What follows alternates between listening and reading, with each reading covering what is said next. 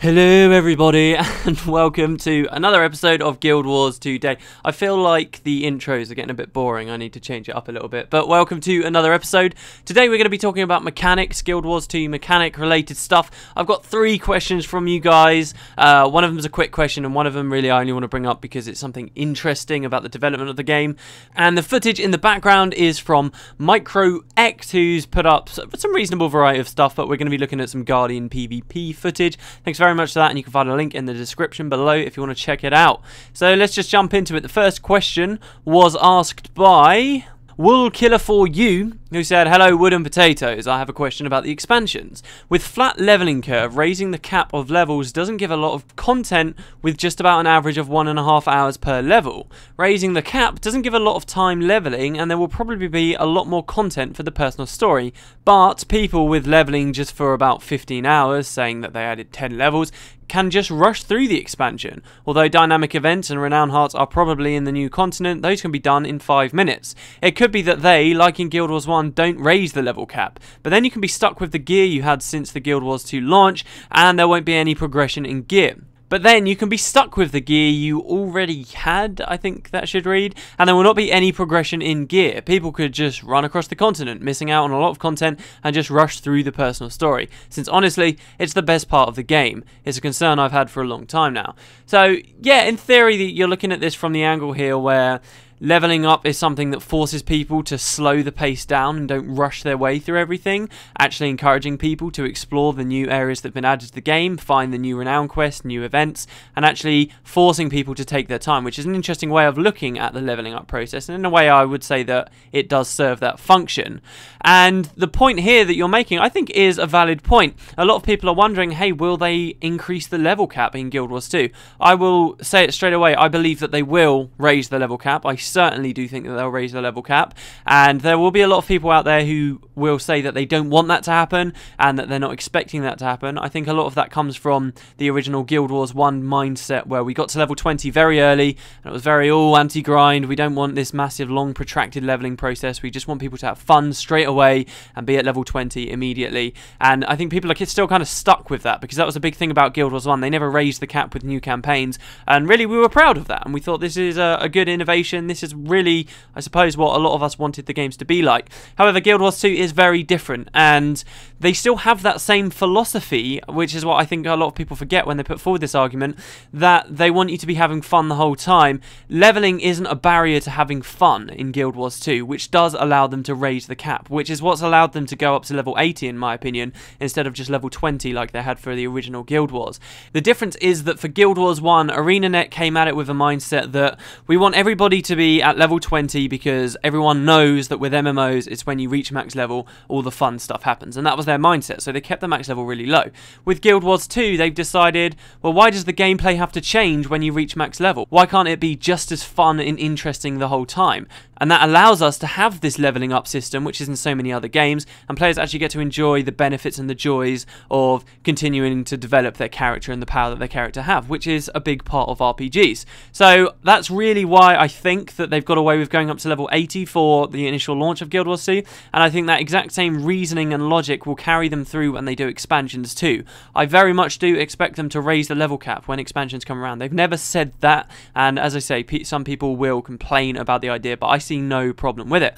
But let's assume that the level cap might be raised to do this. You've now raised a good point. Well, it's supposed to be a flat leveling curve, and they're probably not going to add another 80 levels, so we're running around at level 160 by the first expansion. I suppose there's nothing stopping them 100% for going with that, but you do have to reach a point where you say, okay, look, the numbers are getting a bit too big here. With those extra 80 levels, you're going to be getting thousands and thousands more health and more damage, and I do always find it quite questionable in any game when you're doing damage and you can see like a damage number and it's out in the 7 digits. That just doesn't sit right with me, and I don't think it sits right with many people. There are obviously benefits for dealing with these higher numbers. In fact, that was a question ArenaNet had a lot early on in the development of the game, where people were saying, well, hold on, fine, you've got us up to level 80, but why couldn't it be that at level 80 we're still doing the same rough amount of damage that we were doing at level 20 in Guild Wars 1?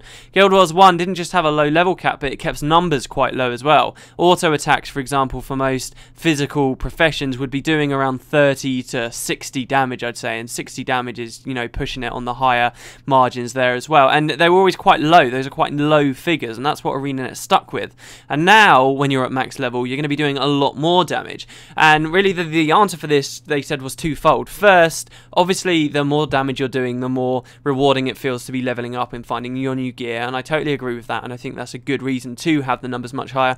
But they also said that it allows them a little bit more freedom with balancing. There's actually that extra bit of room to hedge their bets. With Guild Wars 1, because the numbers were so low, they couldn't tweak skills very far before it was suddenly very underpowered or very overpowered, and it was very, very slight changes that they had to deal with, which was harder for them. Now that they're dealing with universally larger numbers for, you know, the endgame PvP and the endgame PvE, now that they're dealing with this, it should actually be easier, they claim, to balance things out, because they can easily just add a plus 100 modifier on something, and that's not going to be completely out of whack in comparison to a plus 110 damage modifier.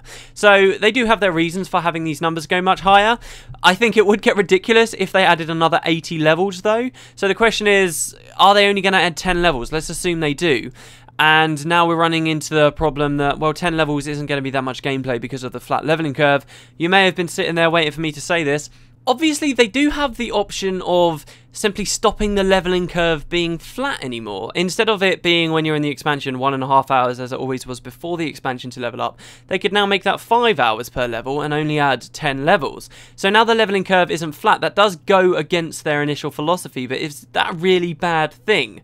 I mean, as long as you continue to level up, in my opinion, while you continue on through the general progression of the story that expansion offers you, then I don't see a problem. I think it only becomes grindy when the linear content that they've given you, like say the storyline, if you completed the storyline and yet there's still another 5 levels for you to go up, and each of those levels takes a really long time to attain, I think that's when it becomes grindy, because you're likely to be grinding your way through those levels in repeated environments. You could be back in areas you've already explored or completing events that you've already explored. That, in my opinion, is where the grind comes in, and I actually wouldn't mind so much if the leveling curve was slightly steeper in the expansion, as long as it was seeing me through new content as I was going along. I wouldn't actually mind that too much.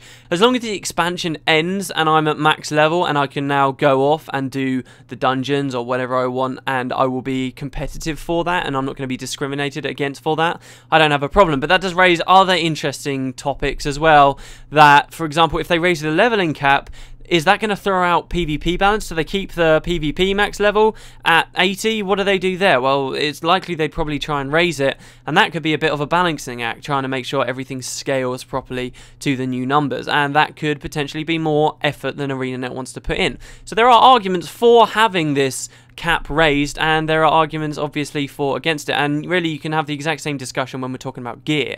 It's just a different way of getting more power, right? So the same arguments can be held. I'm interested to see what ArenaNet do, but I honestly don't think that would be entirely unworkable if they added, say, another 10 levels in the expansion. It just depends how much effort it's going to be for ArenaNet to see that through, and I suppose if they're already thinking about that at this point, which they probably are, and they're laying down the groundwork for these expansions to come out and to make sure that it will go smoothly already and that they're not going to run into any complications, I don't see too much of a problem with it. But it just depends how they have gone about developing the game and how future-proof it is, how open all of the systems they developed are for being extended upon. How will it react if we add more levels? How are the skills going to scale? How is everything going to rebalance into a new environment? And they do need to be considering that, especially when we're talking about adding entirely new mechanics as well. You've got to be pretty careful.